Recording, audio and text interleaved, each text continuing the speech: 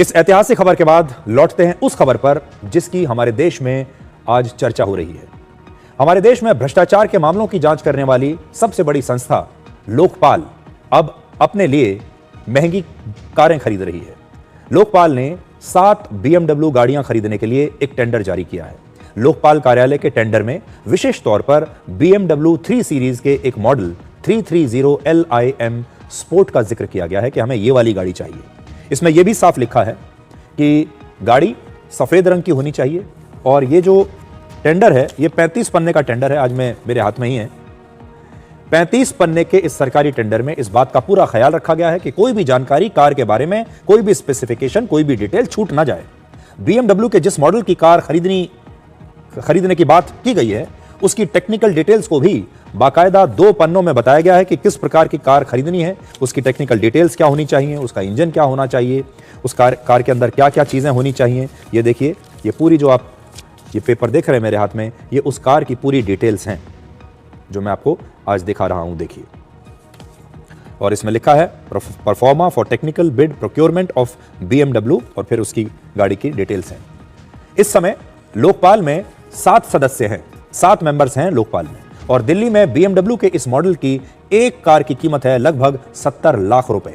यानी 7 गाड़ियों को खरीदने पर लगभग 5 करोड़ रुपए खर्च हो जाएंगे। 7 मेंबर्स हैं, 7 मेंबर्स के लिए ये गाड़ियां खरीदी जाएंगी। सब एक एक BMW कार लेंगे। BMW के जो ये मॉडल है, ये जो कार है, इसकी कुछ खूबियां हैं जिसकी वजह से ये कार देश के बड़े बड़े उद्योगपति और बड़े बड़े जो अमीर लोग हैं उनके बीच बड़ी लोकप्रिय है। इस गाड़ी में पिछली सीट पर बैठने वालों के लिए लेग रूम काफी ज्यादा होता है, यानी पैर रखने की जो जगह होती है वो काफी ज्यादा होती है। स्पेस काफी ज्यादा है पीछे बैठने वाले के लिए। पिछली सीट पर बैठने वाला व्यक्ति बड़े आराम से पैर फैलाकर बैठ सकता है। यह खासियत है इसकी। इस गाड़ी की एक और खासियत है, सफर के दौरान सड़क पर गड्ढे होने या उबड़ खाबड़ होने पर भी इसमें बैठने वाले को झटके बहुत ही कम लगते हैं। इसका सस्पेंशन काफी अच्छा माना जाता है और इस कार में सफर करने पर थकान भी नहीं होती। BMW की डिलीवरी के बाद लोकपाल के ड्राइवर्स को भी खास तौर पर इस गाड़ी को चलाने की ट्रेनिंग दी जाएगी। यह ट्रेनिंग वही कंपनी देगी जो गाड़ियां डिलीवर करेगी, यानी जो कंपनी गाड़ियों को बेचेगी वही कंपनी ड्राइवर्स को ट्रेनिंग देगी और यह ट्रेनिंग 7 से 15 दिनों की होगी।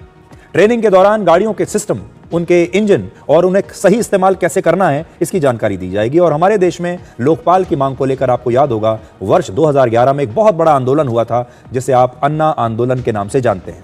ये जो आंदोलन किया था अन्ना हजारे ने, ये लोकपाल की मांग के लिए ही किया था। इसके बाद 2013 में भारत की संसद ने लोकपाल अधिनियम बिल पास किया और 2019 में लोकपाल का गठन हुआ।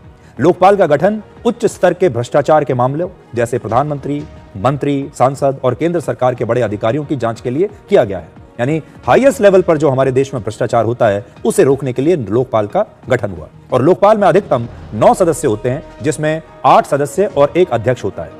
आज हमारे देश में नेता, अभिनेता, बड़े बड़े अधिकारी और कारोबारी सभी महंगी गाड़ियों में घूमते हैं। ऐसे में अगर लोकपाल के अधिकारी या लोकपाल के जो सदस्य हैं वो भी BMW जैसी महंगी कार में सफर करते हैं तो इस पर हंगामा होना चाहिए, नहीं होना चाहिए, ये हम आपके ऊपर छोड़ते हैं।